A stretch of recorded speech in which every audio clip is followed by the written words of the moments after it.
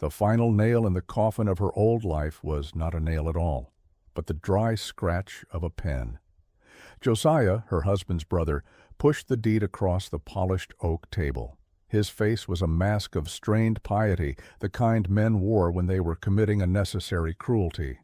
Thomas had been in the ground less than a week, the dirt still loose over his grave, and already his life was being divided and conquered. The farm, the good black soil her hands had worked alongside his, was gone. The house they had built, board by board, was no longer hers. "It is the debt, Ilara," Josiah said, his voice smooth as oiled leather. Thomas was not as careful with the books as he ought to have been. "The farm is forfeit. This is all that is left." The paper felt thin and worthless in her hands. It granted her title to a parcel of land northwest of the town of Promise Creek, a place the locals called the Gray Scar. It was a gash of limestone and granite on the face of the mountains, treeless and windswept, a place where nothing grew and no sane person ever went. Everyone knew it was worthless, a joke of a property held by the land office for decades. It was a legal insult, a way to be rid of her without casting her into the street with nothing at all. He had given her a stone when she had asked for bread. She was left with $27, the clothes on her back, a worn axe that had been her husband's, and the deed to the Gray Scar, and Boulder, Thomas's old dog, whose warm, heavy head now rested on her knee, his brown eyes watching Josiah, with a low growl rumbling in his chest. The community of Promise Creek watched the proceedings with a mixture of pity and quiet judgment. They saw a widow, barely 24, stripped of her station. Whispers followed her from the lawyer's office to the mercantile. Mr. Gable, the owner of the mercantile, leaned over the counter, his expression one of deep, practiced concern. "Now, Ilara," he began, "the sensible thing is to take the coach east. Find work in a bigger town. There's nothing for you here. That land?" He shook his head, a gesture of finality. "That land will kill you before the first snow." She listened, her face impassive. She felt their eyes on her, measuring her grief, predicting her failure. They saw a fragile thing, a woman to be cared for or cast aside. They did not see the fire banked deep within her, the cold, hard fury that was turning her sorrow into something sharp and unbending. She looked at Mr. Gable, at the rows of flour sacks and smoked hams, at the warm, comfortable world that was no longer hers. Instead of a coach ticket, she bought a bag of salt, a sack of beans, a tin of lard, and a box of matches. She spent her last coins on a whetstone for the axe. The weight of the supplies in her canvas sack was both a burden and an anchor. It was real. It was hers. Mr. Gable sighed, ringing up the sail as if it were for a ghost. She did not look back as she walked out of Promise Creek. She did not look back at the church steeple or the smoke curling from the chimneys of homes where she had once been welcome. She turned her face to the northwest, toward the distant, jagged line of the mountains. Boulder trotted at her heel, his presence a silent, steady comfort. The town saw her as a fool walking toward her own grave. She saw it as the only direction left to go. She would not be an object of their pity. She would not be broken. She would walk onto her worthless land, and she would live or she would die, but she would do it on her own terms. The journey to the Gray Scar was a punishment. The trail that led from the fertile valley floor quickly dissolved into a rugged game path that clawed its way upward through scree and stunted, wind-tormented pines. Each step was a battle against gravity and the shifting stones beneath her feet. The canvas sack dug into her shoulders, its weight a constant grinding reminder of how little she truly possessed. Boulder ranged ahead, his powerful body navigating the terrain with an ease she envied, his occasional backward glance a silent question. Why are we going here? For 2 days she walked, sleeping under the thin shelter of rocky overhangs, the cold of the ground seeping into her bones.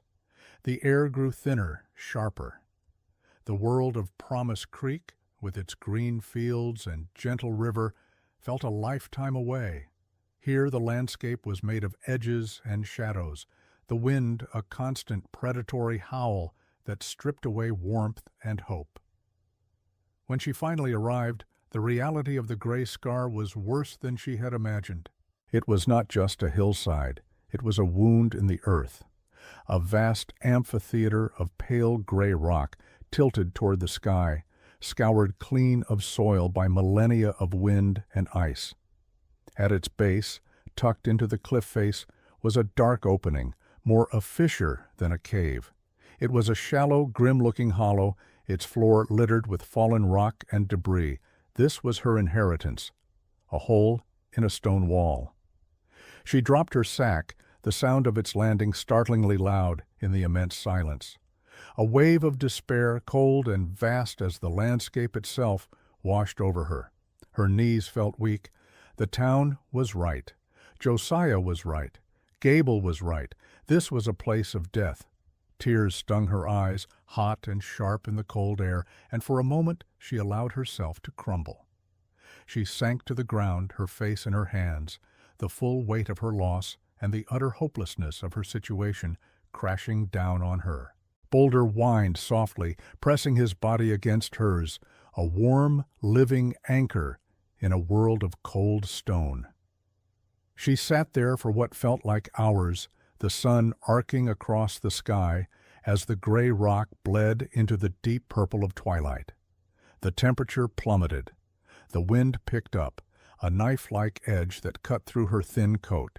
Shivering, she forced herself to her feet. Survival was a primal instinct, and it began with shelter from the wind. She picked up her sack and, with Boulder at her side, moved toward the mouth of the shallow cave. As she stepped out of the wind and into the shelter of the rock, the change was immediate. The howling gale was reduced to a distant moan, but there was something else, a subtle, almost imperceptible difference in the air itself. It was still cold, but the biting, aggressive chill was gone. She took a few more steps into the darkness, her hands outstretched. The rock walls were cold to the touch, as expected, but the floor was different. She knelt, pressing her palm flat against the dusty stone. It was not warm, not in the way a sun-baked rock would be.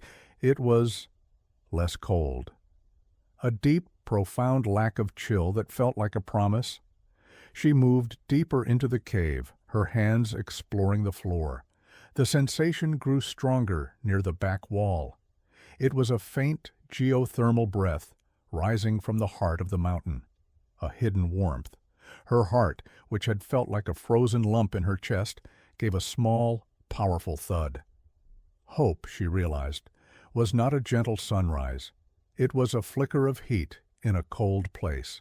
Her eyes adjusted to the gloom, and she saw something else. Near the back of the cave, a dark stain ran down the rock face. A single, slow drip of water fell from a fissure, landing with a soft, rhythmic tap on the stone below. It was clean, it was constant, it was life. The cave was not a tomb, it was a foundation. The wind was blocked. The water was present. The earth itself offered a defense against the cold. The town had seen a worthless hole. Ilara, shivering in the darkness with her hand pressed to the stone floor, began to see a home. The despair did not vanish, but it receded, pushed back by a grim, fierce resolve. The gray scar had a secret, and it had just shared it with her. The work began at dawn. It was a brutal, relentless assault on the stone and her own body. Her first task was to clear the cave floor. She used her hands and a flat piece of shale as a makeshift spade, hauling out loose rock and debris bucket by bucket, her soft town dweller's hands quickly blistering, then breaking open. The pain was a white-hot fire, but she ignored it, wrapping the raw flesh in strips torn from her petticoat. Every muscle screamed in protest. She worked until twilight, fell into an exhausted sleep just inside the cave's mouth, with Boulder curled against her, and began again the moment the first light touched the peaks.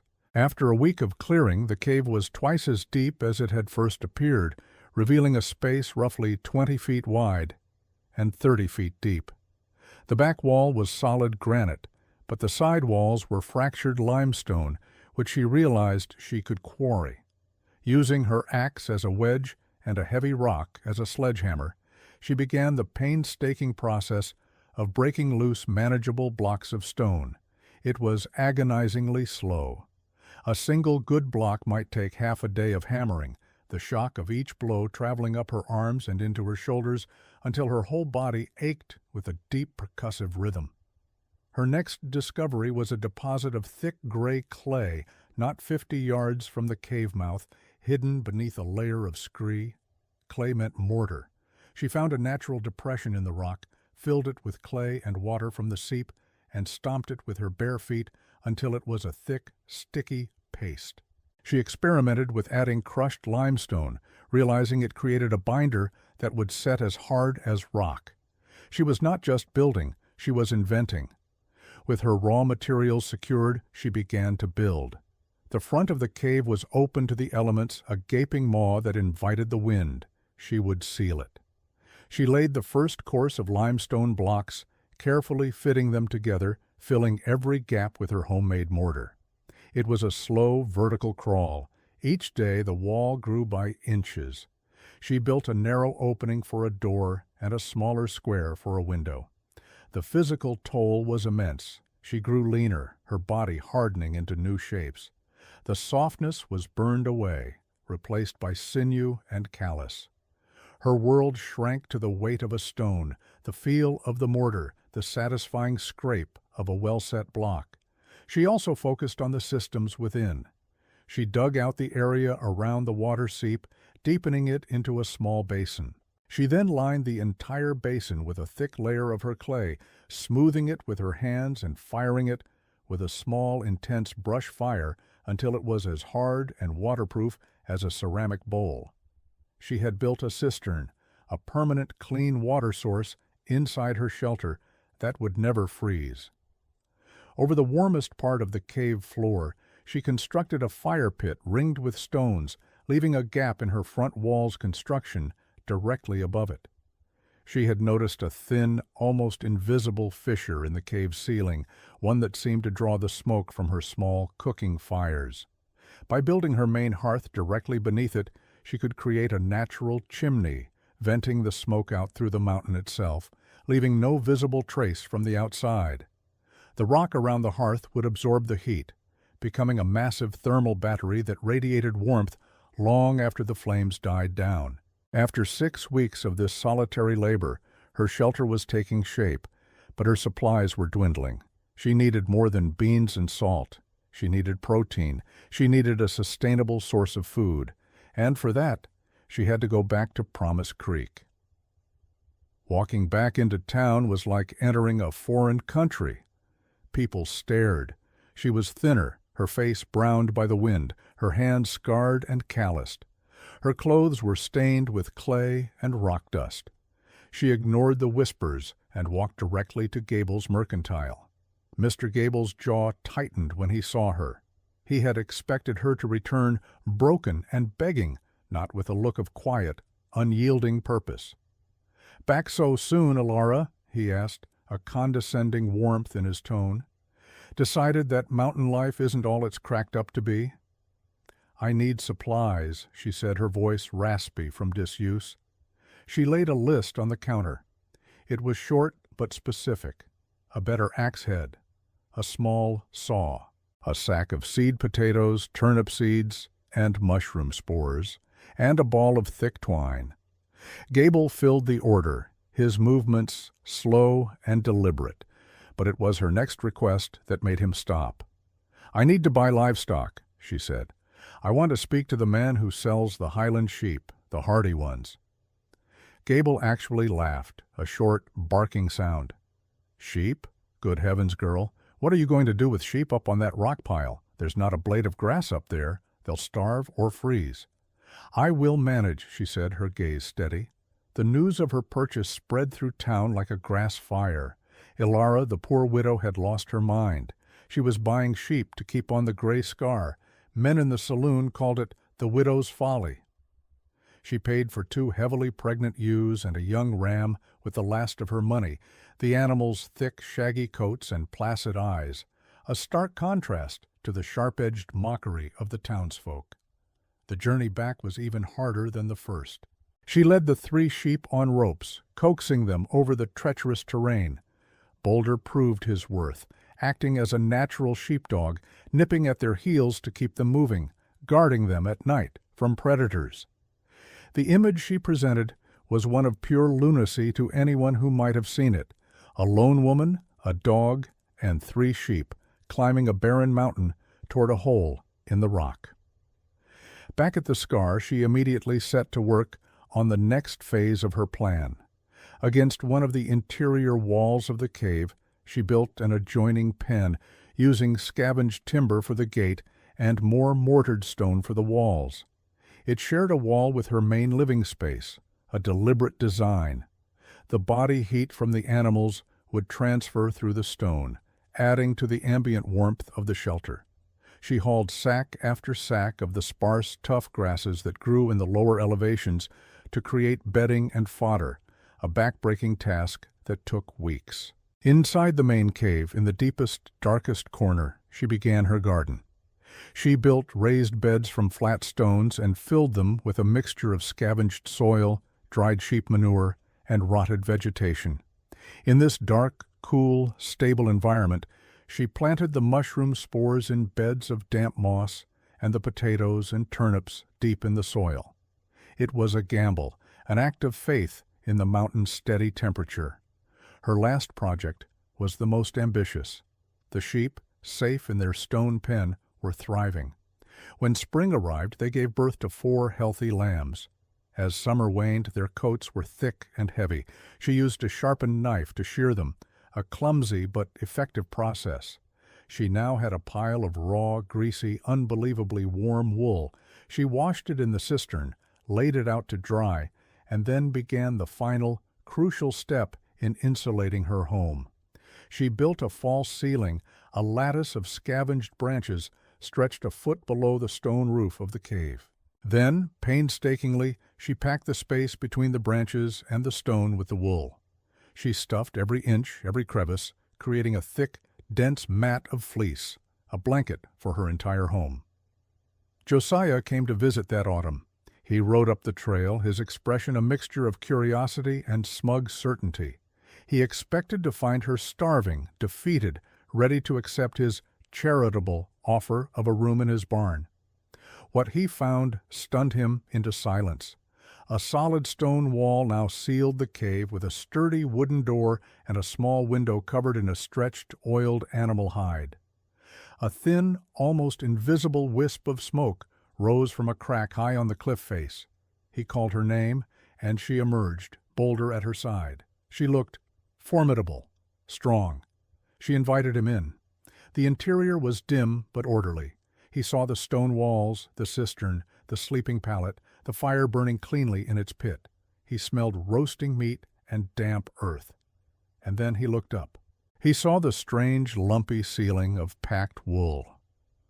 "What in God's name is that?" he asked, pointing. "Insulation," she replied simply. He stared at it, then at her, and a slow, pitying smile spread across his face. He thought it was the desperate act of a madwoman, a fleece-lined ceiling. It was the most ridiculous thing he had ever seen. When he rode back to Promise Creek, he told everyone. The story became legend. Ilara, the cave girl, living in her widow's hole, had lined her ceiling with wool like a bird building a nest. The mockery was no longer tinged with pity.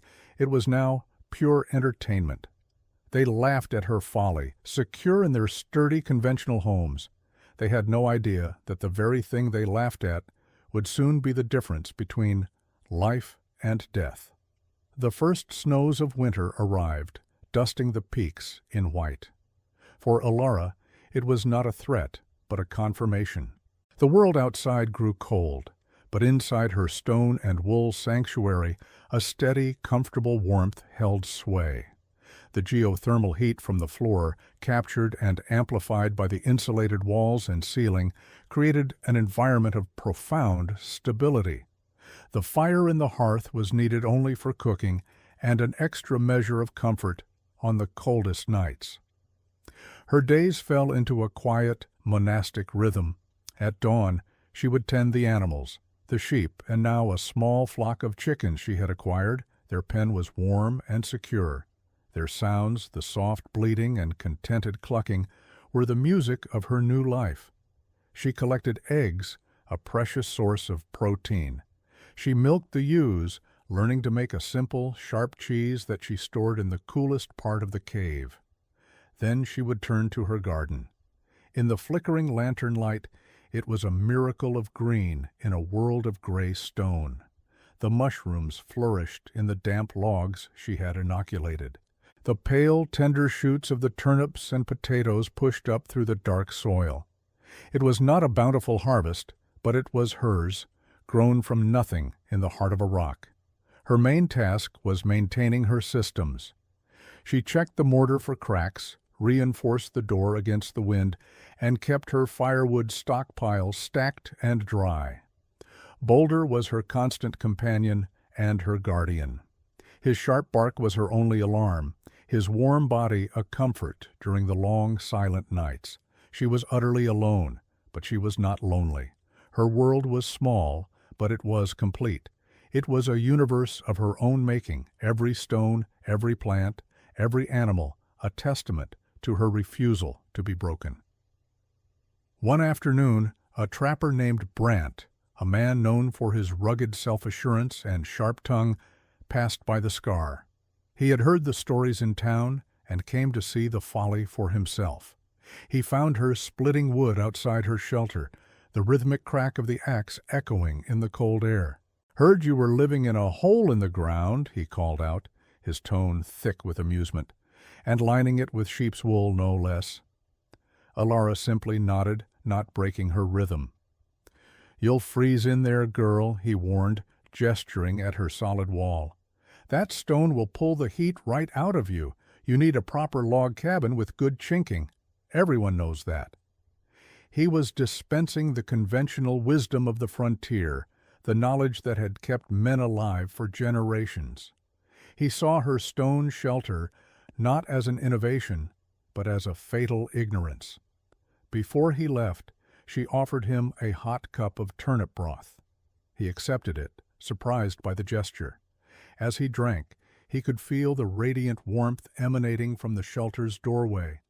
It was a deep, steady heat, unlike the fluctuating blast from a log cabin's fireplace. He felt it, but his mind refused to process it. He dismissed it as a trick of the wind, thanked her gruffly, and continued on his way, shaking his head at the poor, foolish widow and her fleece-lined cave. A smaller test of her systems came in late November. A blizzard, fierce but not unprecedented, swept through the mountains. For 3 days the world was a screaming vortex of white. Alara sealed her door, banked her fire, and waited. The wind hammered against the stone wall, but it did not yield. The snow piled up, burying her entrance, but inside the temperature barely dropped. She and her animals were safe, warm, and fed, an island of calm in the heart of the storm. When the storm broke and she dug her way out, the silence was profound. The world was pristine and white. Her home had held, her systems had worked. It was a small victory, but it solidified her confidence. A few weeks later, a pack of wolves, driven down from the high peaks by hunger, caught the scent of her sheep. They circled her shelter for 2 nights, their howls echoing off the rock walls. Boulder stood watch at the sealed door, his answering roars a defiant challenge. The wolves could claw at the stone and throw themselves against the heavy wood, but they could find no purchase, no weakness. They were used to raiding wooden barns and flimsy pens. This place was a fortress. On the 3rd morning, they were gone. Alara had not built a home. She had built a keep. She was the sovereign of the gray scar, and her small kingdom was secure. The cold that came in January of '83 was different. It was not a storm. It was an invasion. It arrived silently, a crystalline stillness that settled over the mountains like a shroud. The old-timers would later call it the Great Freeze, a weather event spoken of in hushed, reverent tones for 100 years. The temperature did not just drop, it plunged, falling to depths no one in Promise Creek had ever experienced. The world outside Ilara's shelter became an alien planet. Trees, frozen solid, exploded with gunshot cracks in the night. The very air seemed to crackle, and a breath drawn too quickly felt like swallowing glass. The sun was a pale, useless disk in a sky of bleached blue. It was a cold that killed, a cold that broke things. Inside the gray scar, it was quiet. The profound geothermal warmth rising from the earth was the foundation of her survival.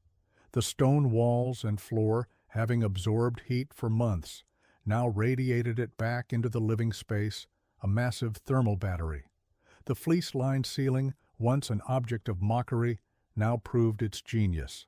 It trapped every calorie of warmth, preventing it from escaping into the frozen rock above. The temperature inside her home remained stable, comfortable. The water in her cistern did not freeze. The animals in their adjoining pen were calm, their collective body heat contributing to the delicate equilibrium. She was not fighting the cold.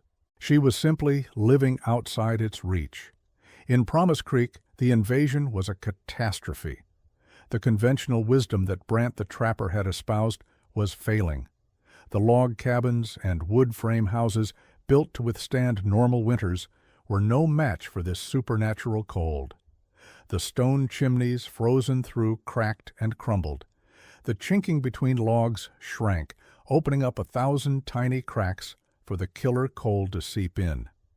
Roofs, groaning under the weight of accumulated snow and brittle from the freeze, began to collapse.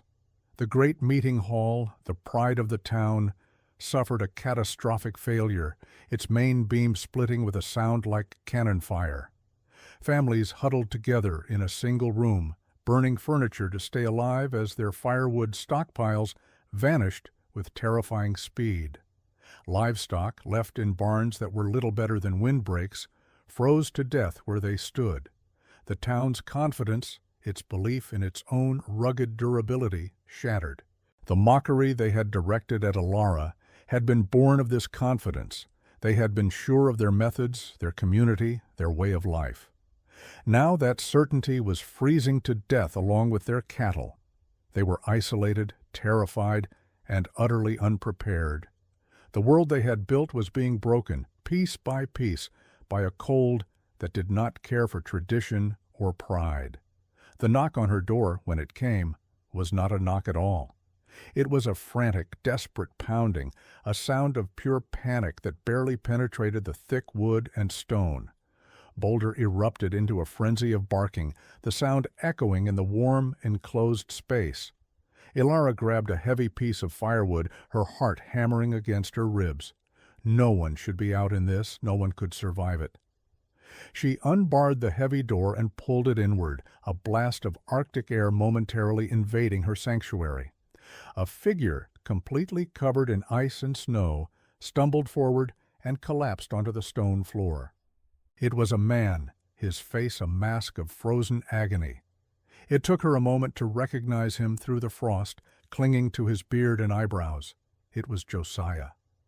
He lay on the floor, gasping, his body racked with violent shivers. He tried to speak, but his words were frozen, incoherent pleas. He was pointing back the way he came, his eyes wild with a terror that went beyond his own survival. Ilara slammed the door shut, sealing out the killer cold. She dragged her brother-in-law closer to the fire pit, wrapping him in the thickest wool blankets she had. "My boy," he finally managed to rasp, his voice cracking. "Peter, it's his lungs. The house, it's so cold. The fire's gone out. We burned everything." He gripped her arm, his fingers surprisingly strong. "The doctor, he can't help. He has nothing left. The medicine is frozen solid." Ilara stared at him, at the man who had taken her home, her life, and left her with a pile of rocks. The man who had laughed at her, who had encouraged the town's mockery, every cruel word, every pitying glance, Every ounce of injustice she had suffered at his hands rose up in her memory. For a fleeting second, she felt nothing but a cold, hard satisfaction. This was his doing. Let him reap what he had sown. She had her own resources to protect, her own carefully balanced world. Helping him would put it all at risk. But then she looked at his face, stripped of all its pride and arrogance, and saw only a father, terrified for his child. She saw not the man who had wronged her, but a human being at the end of his rope. Her survival had been about proving she could live. But what was the point of living if you sacrificed the very thing that made you human? The choice was not a choice at all. It was a command from a deeper part of herself, the part that had endured and built and nurtured life in this desolate place. She would help. Her response was not words, but action. But she moved with a swift, practiced efficiency that left Josiah speechless. She went to her subterranean garden and harvested herbs, thyme and mullein, which she knew how to make into a poultice for the chest.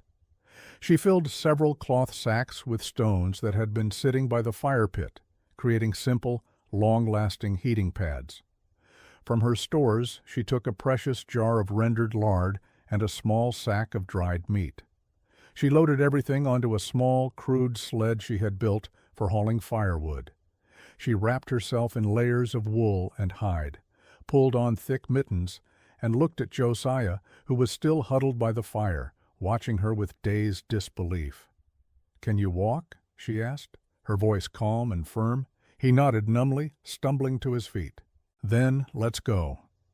She opened the door, and with Boulder leading the way, a dark, powerful shape against the blinding white, she plunged back out into the frozen hell he had just escaped, dragging a sled full of warmth and medicine toward the home of the man who had left her to die.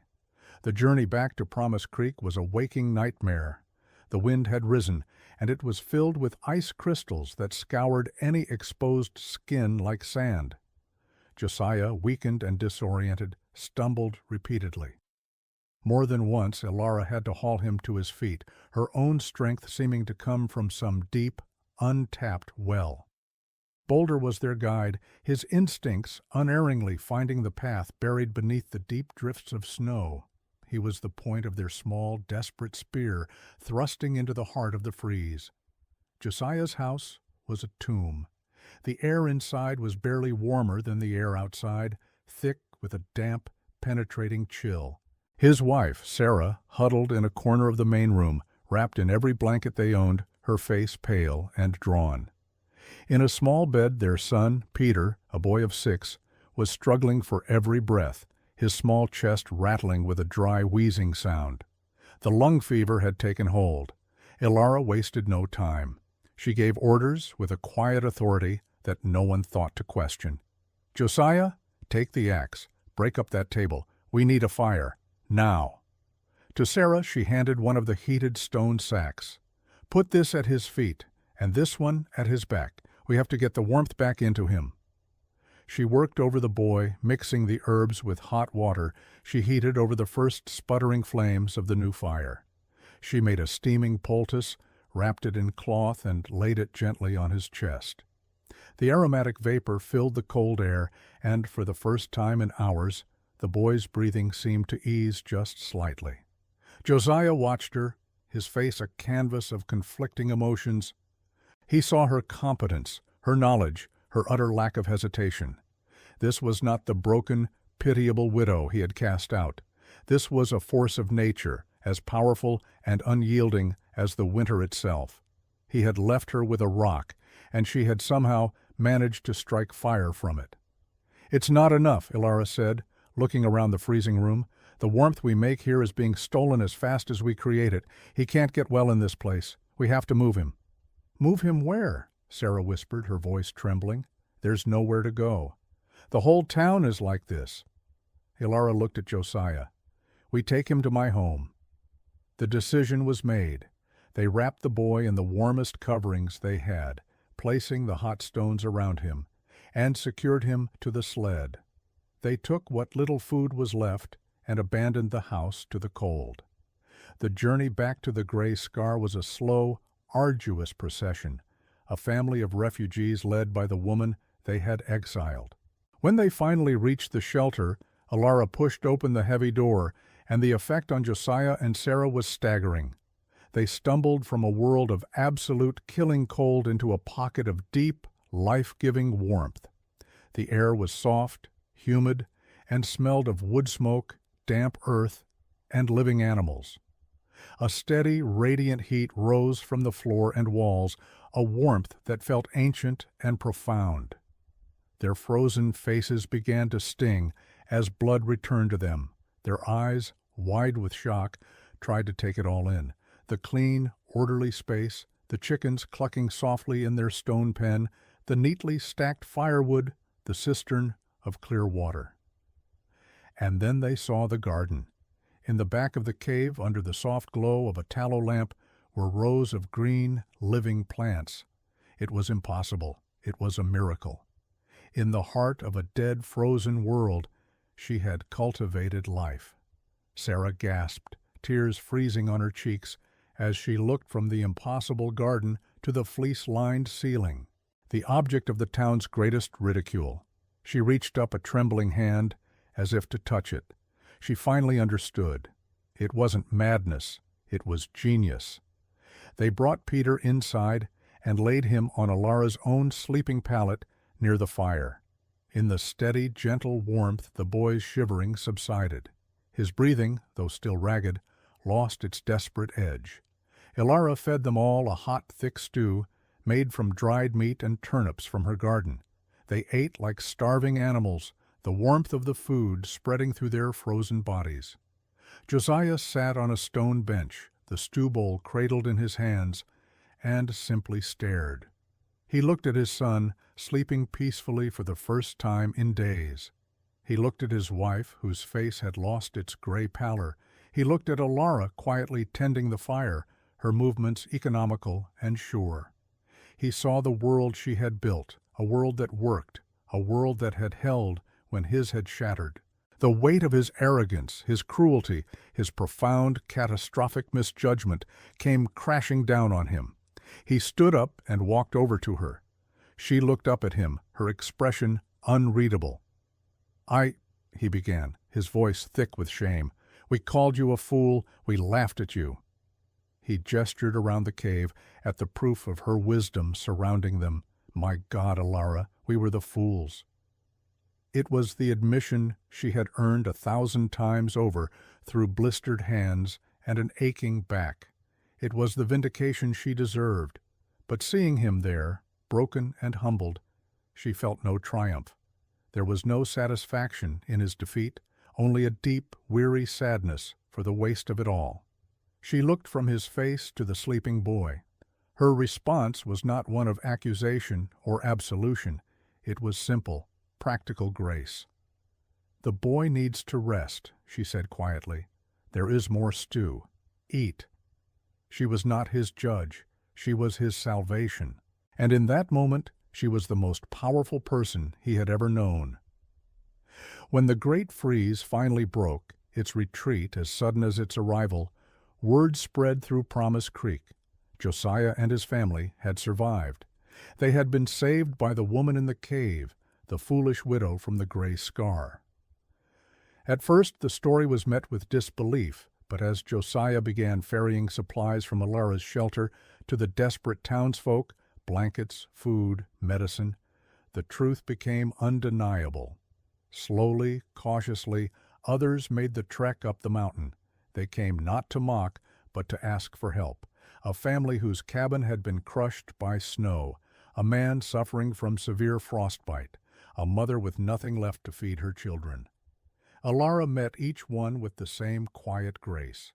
She shared what she had, rationing her precious resources to help the very community that had scorned her. Her home became a refuge, an infirmary, a beacon of hope on the barren hillside. The transformation in the town's perception was total and profound. The derisive nicknames, Cave Girl, the Widow's Folly, vanished from conversation, spoken only in tones of deep shame. She became known simply as Ilara of the Scar. The name was spoken with a new reverence, a recognition of her strength and wisdom. The gray scar was no longer a symbol of worthlessness. It was a testament to the power of resilience. In the years that followed, Promise Creek was rebuilt, but it was not rebuilt in the same way. The lessons of the Great Freeze had been seared into the community's soul. Men came to the Gray Scar not for handouts, but for knowledge. They studied Ilara's methods.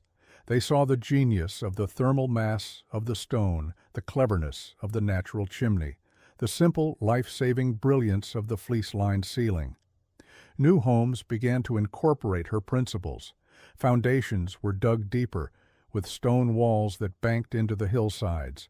People began insulating their ceilings with wool, straw, anything that could trap the precious heat. The story of Ilara and her shelter spread beyond Promise Creek, carried by travelers and trappers to other settlements in the mountains. Her solitary struggle had given birth to a new kind of frontier architecture, one born not of tradition, but of intelligent adaptation to the harsh realities of the land. Ilara never sought recognition. She remained on her land, her life falling back into its quiet, purposeful rhythm. She expanded her gardens, increased her flock, and her home became a place of quiet abundance. She traded her surplus cheese, wool, and vegetables for the things she could not make herself, becoming a valued and respected member of the community on her own terms. Josiah, a changed and humbled man, became her staunchest ally, ensuring she was always treated with the respect she had earned. Years later, an old woman, her face a roadmap of her life's journey, she would sometimes stand at the entrance of her home and look out over the valley. The Gray Scar was no longer gray. Other shelters, built on the principles she had discovered, now dotted the hillside, their inhabitants living in warmth and security. She had not just built a home, she had cultivated a community. She had been given the most worthless piece of land, a place of exile, and had transformed it into the heart of a new way of life. Her legacy was not written in books or carved on monuments. It was written in stone and soil, in the warmth of a neighbor's hearth, and in the quiet strength that comes from knowing that the things others discard can, with vision and relentless effort, become the very foundation of survival.